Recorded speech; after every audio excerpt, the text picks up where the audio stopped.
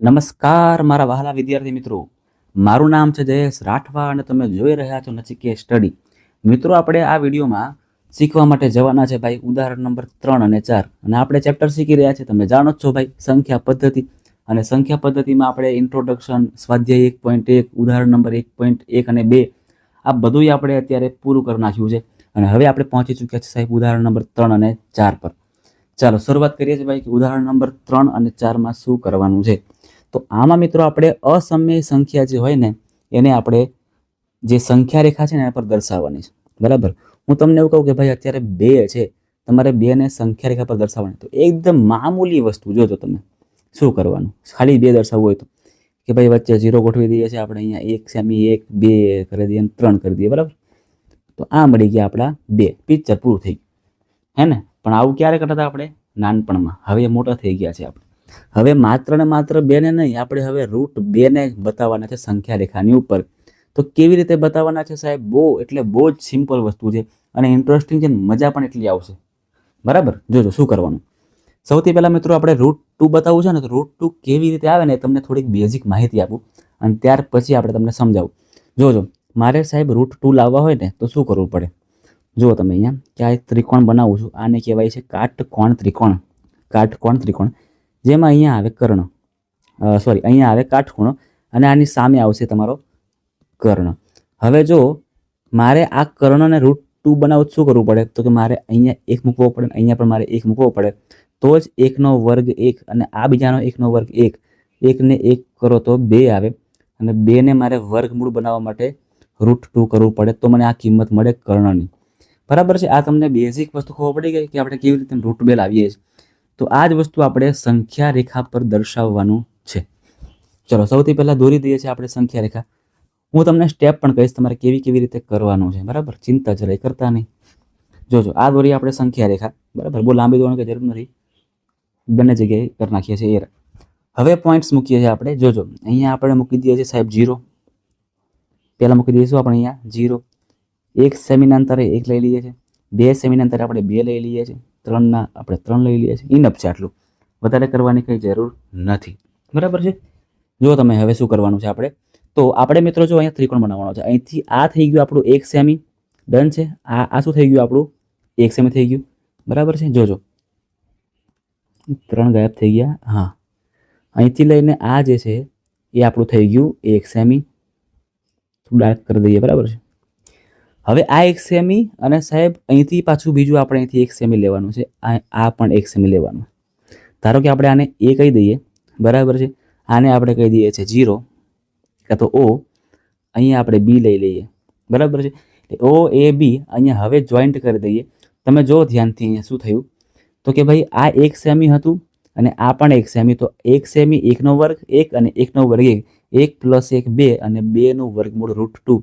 એટલે ભાઈ આ જે લંબાઈ આપણને મળી ને, આ લંબાઈ, એ લંબાઈનું માપ કેટલું છે? તો કે આ લંબાઈનું માપ √2 છે, બરાબર છે. એકચ્યુઅલમાં √2ની કિંમત કેટલી છે? 1.41 છે, પણ આપણને ખબર નહીં કે 1.41 છે, એટલે આપણે આ પ્રમાણે કરીએ છીએ કે ભાઈ √2 જે છે ને એની આ લંબાઈ થઈ ગઈ. હવે શું કરવાનું? હવે સીધું પરિકર હાથમાં લઈ લેવાનું અને પરિકર હાથમાં લીધા પછી પરિકરનો જે અણીવાળો જે ભાગ છે ને એને અહીંયા ગોઠવવાનો, આ જગ્યાએ O પર, અને પેન્સિલનો જે ભાગ છે એને B પર ગોઠવવાનો અને તમારે આવી રીતે મસ્ત મજાનો ચાપ દોરી દેવાનો છે, બરાબર છે. લાલ કલરથી આપણે ચાપ દોરી દઈએ. આવી રીતે તમારે એક ચાપ બનાવી દેવાનો છે અને ચાપ પર જે આ બિંદુ આપણને મળે છે ને, આ બિંદુ જ શું છે ભાઈ? આ બિંદુ જ છે આપણું √2 માપ, આપણું આ બિંદુ છે. એટલે અહીંથી લઈને આ જે અંતર છે ને સાહેબ એ આપણું 1.41 અથવા તો √2નું અંતર થઈ ગયું. આવી રીતે મિત્રો આપણે સંખ્યા રેખા પર રૂટવાળી સંખ્યાઓ બતાવવાની છે. એના માટે તમને શું ખબર હોવી જોઈએ? તો એના માટે તમને એક નિયમ ખબર હોવી જોઈએ અને એ છે સાહેબ પાયથાગોરસનો પ્રમેય અથવા તો પાયથાગોરસનો નિયમ, જે તમે લોકો ધોરણ 8માં ભણીને આવી ગયા છો, એટલે પૂછતા નહીં કે સાહેબ શું આવે. ક્લિયર છે? ચાલો આવી રીતે આપણે હવે √3 બતાવવાનું છે. √3 અહીંયા સાહેબ √2 ખબર પડી ગઈ કે ભાઈ 1 + 1 કર્યું. √3 અમે કેવી રીતે લાવીએ, હે ને? કેમ કે જો 2 આપણે લઈએ, સમજો કે આવી રીતે આપણે 2 લઈએ. જોજો, ધારો કે હું અહીંયા 2 લઉં અને હું અહીંયા 1 લઉં, તો 2નો સ્ક્વેર 4 થઈ જાય અને 1નો સ્ક્વેર 1 થાય, તો 4 ને 1 5, તો અહીંયા √5 મળે ડાયરેક્ટ.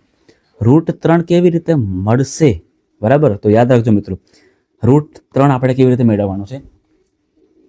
ધારો કે આપણો આ એક છે કાટકોણ ત્રિકોણ. હવે મિત્રો કાટકોણ ત્રિકોણની અંદર જોજો, ખાસ જોજો, આપણે આને સમજી લઈએ ત્યારે √2, આ જે માપ છે એને સમજી લઈએ √2, અને આને સમજીએ આપણે માત્ર ને માત્ર 1. બરાબર. તો નિયમ પ્રમાણે જોવા જઈએ તો જો આને આપણે a કહી દઈએ, આને c અને આને આપણે b કહી દઈએ, તો સૂત્ર છે કે ભાઈ ab² + bc² બરાબર ac².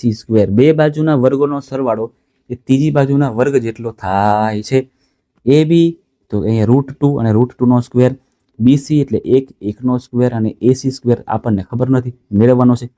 √2નો સ્ક્વેર ખાલી 2 થશે, 1નો સ્ક્વેર 1 થશે, અને એવી રીતે ac².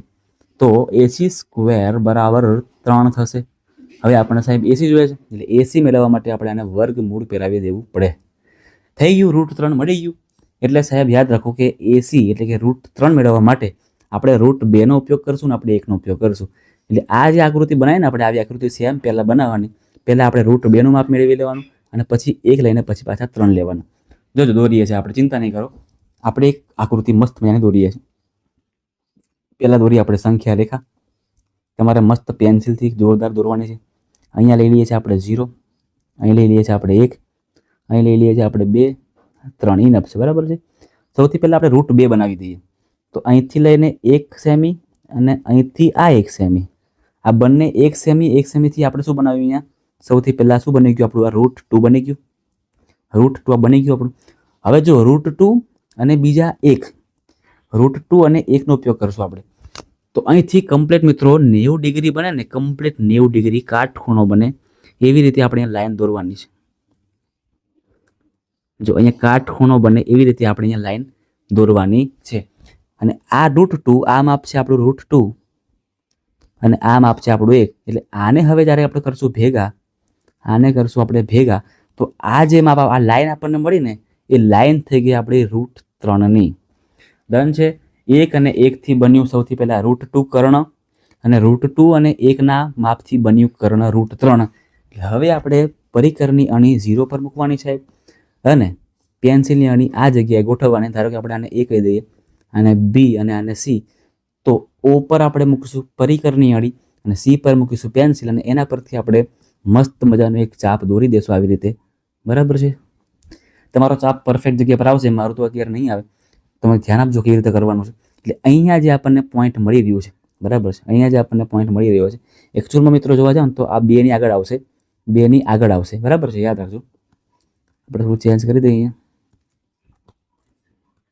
2ની જરાક આગળ આપણે કરી દઈએ. ચલો, તો આ જે આપણને માપ મળ્યું ને, એ થઈ ગયું આપણું √3નું માપ. એટલે સાહેબ √3 છે ને, √3નું માપ 1.73 થાય છે. આ પણ તમારે યાદ રાખવાનું છે. √2નું માપ 1.41 થાય છે, અને √3નું માપ 1.73 થાય છે. તો આવી રીતે આપણે સંખ્યા રેખા પર √3ને બતાવી શકીએ છીએ. તમારે મિત્રો એવી રીતે એક્ઝામની અંદર તમારે √5 પણ કરવાનું આવી શકે, √7 પણ કરવાનું આવી શકે. તો એ પણ તમારે મિત્રો ખાસ પ્રેક્ટિસ કરી દેવાની છે. ક્લિયર છે મિત્રો? તો અહીં આપણો વિડીયો આપણે પૂરો કરીએ છીએ. ઉદાહરણ નંબર 3 અને 4 એ બંને દાખલા, બંને પ્રવૃત્તિઓ ખૂબ જ ઇન્ટરેસ્ટિંગ હતી, મજા આવે એવી હતી. તો મિત્રો તમને વિડીયો કેવો લાગ્યો એ મને ખાસ કોમેન્ટમાં જણાવજો. આ વિડીયોને એક અચૂકથી લાઇક પણ મારી દેજો. તમારા મિત્રો સુધી આ વિડીયોને શેર પણ કરજો, ધક્કો મારી આપજો. અને જો તમે નચિકેત સ્ટડી પર પહેલી વાર આવી રહ્યા છો તો આ ચેનલને ખાસ મિત્રો સબસ્ક્રાઈબ કરવાનું ભૂલતા નહીં. આ ચેનલ પર ખાસ ક્લિક કરીને ચેનલને સબસ્ક્રાઈબ કરી નાખજો. તમારા માટે આવા વિડીયોઝ આપણે લાવતા જ રહેવાના છે.